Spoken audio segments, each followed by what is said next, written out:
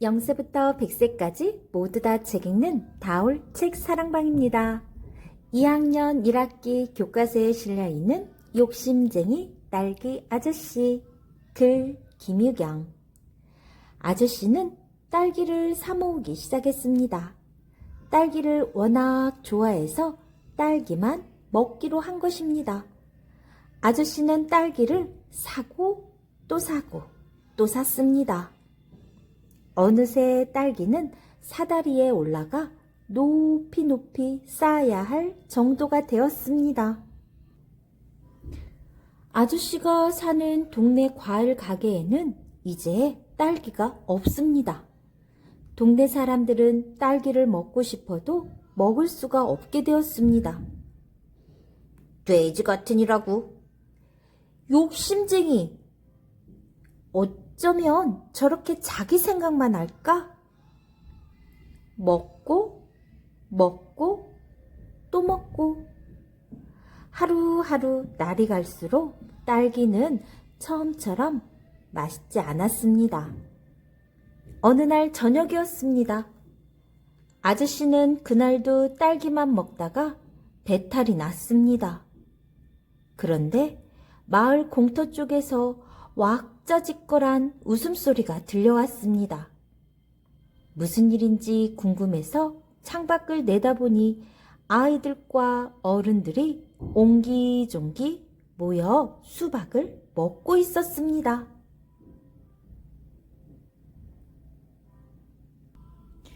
아저씨는 갑자기 심통이 나서 창문을 꽝 닫았습니다. 그때 띵동 초인종이 울렸습니다. 동네 꼬마가 수박을 들고 찾아왔습니다. 아저씨, 수박 드세요. 아저씨는 얼떨결에 수박을 받아 들었습니다. 아저씨 집에서 달콤한 딸기 냄새가 나요. 저도 딸기 좋아하는데. 아이의 갑작스러운 말에 아저씨는 당황했습니다. 어떻게 해야 할지 몰라 머뭇거리는 아저씨를 보고 아이는 시무룩해졌습니다. 둘은 한참을 어색하게 서 있었습니다. 아이의 눈에 눈물이 그렁그렁했습니다. 그러더니 후다닥 뛰어가 버렸습니다. 아저씨는 멍하니 아이의 뒷모습을 바라보았습니다. 딸기를 좀 나눠줄 걸 그랬나?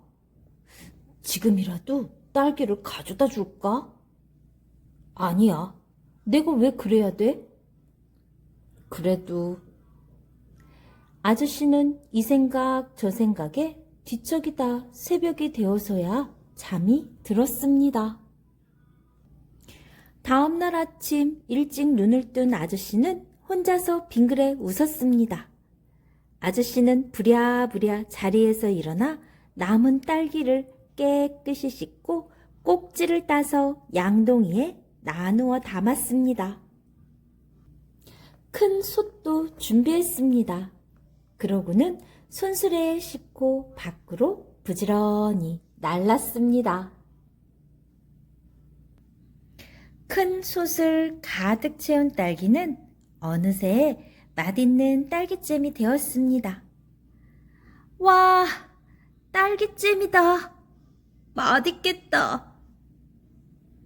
하하하하. 아저씨는 딸기잼을 동네 사람들에게 나눠 주었습니다. 함께 만들고 나누는 것이 이렇게 즐거운 일이라니. 아저씨 얼굴이 딸기처럼 빨개졌습니다. 아저씨 얼굴은 왜 빨개졌을까요? 동네 사람들은 왜 딸기를 구할 수 없었는지, 꼬마가 아저씨를 찾아온 까닭은 무엇인지, 아저씨 얼굴이 빨개진 까닭은 무엇인지 그림을 보면서 여러분이 설명해 줘 보세요. 지금까지 김유경의 욕심쟁이 딸기 아저씨였습니다. 좋아요, 구독 꾹 눌러주시면 계속해서 재미난 책 선생님이 들려줄게요. 감사합니다.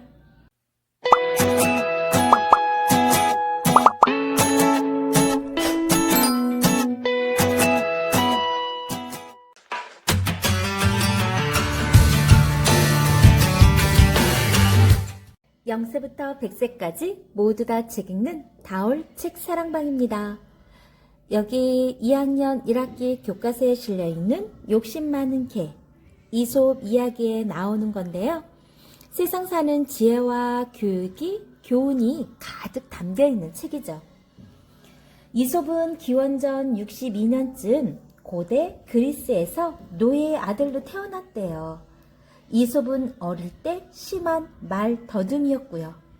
말만 더듬는 게 아니고 생김새도 원숭이처럼 아주 이상했대요. 그래서 이솝을 보면 누구나 이맛살을 찌푸렸다고 합니다. 그런 이솝이 이렇게 재미있고 유익한 이야기를 만들었다는 건 놀라운 일이죠. 그러나 그것은 바로 그의 마음이 바르고 지혜로웠기 때문에 가능했던 거예요. 이솝의 이야기는 우선 재미가 있죠. 재미가 있으니까 웃게 되고 그리고 웃으면서 자연스럽게 깨닫게 됩니다. 이솝 이야기는 어떤 친구가 참다운 친구인가, 어떻게 사는 것이 올바른 것인가를 재미있고 신기한 동물들을 통해 깨닫게 해줘요. 그렇기 때문에 이솝이 들려주는 이야기들은 아주 오랫동안 많은 사람들이 즐겨 읽게 되는 거죠. 여러분들이 이렇게 이야기를 읽다 보면 읽기 능력과 생각하는 힘, 알맞은 생각들을 할 수 있는 가치관이 생겨요.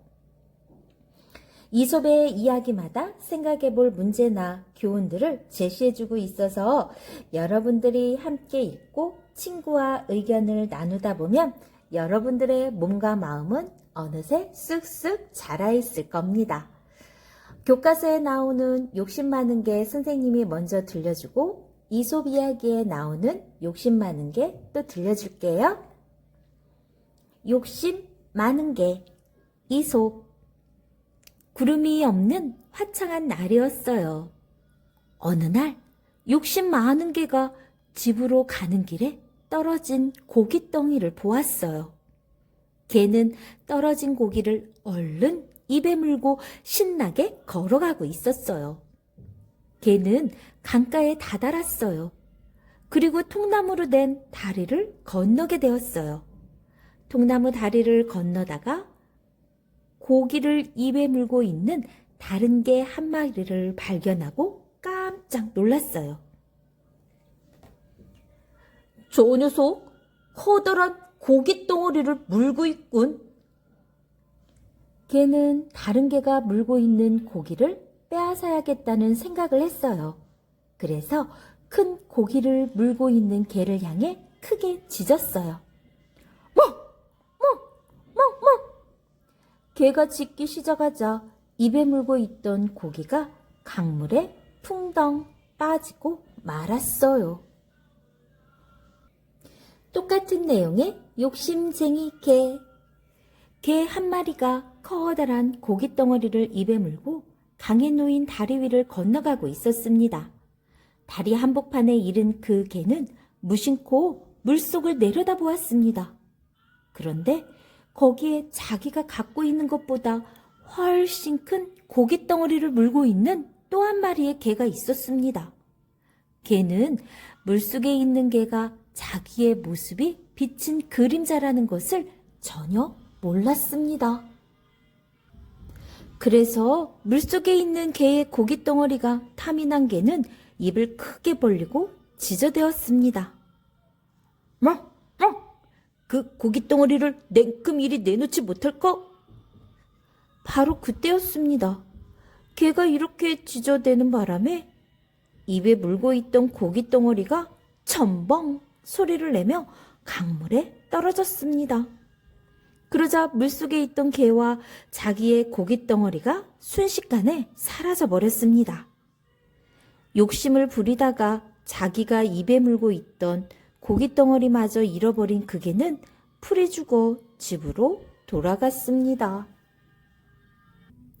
욕심쟁이 개 이야기를 들으면서 여러분들은 어떤 생각이 들었나요? 혹시 개가 물에 비친 자신의 모습을 보고 짖는 장면, 여러분들은 상상이 되나요? 고기가 물에 풍덩 빠지는 모습. 욕심을 부렸기 때문에 결국은 어떤가요? 맛있는 고기를 못 먹게 되었죠? 욕심을 부리면 안 돼요. 먹을 것이 있으면 이웃과 친구들과 나누어 먹는 생각을 가져야 되겠어요. 지금까지 이솝의 욕심쟁이 개였습니다. 좋아요, 구독 꾹 눌러주시면 재미난 이야기 또 찾아서 읽어드릴게요. 감사합니다.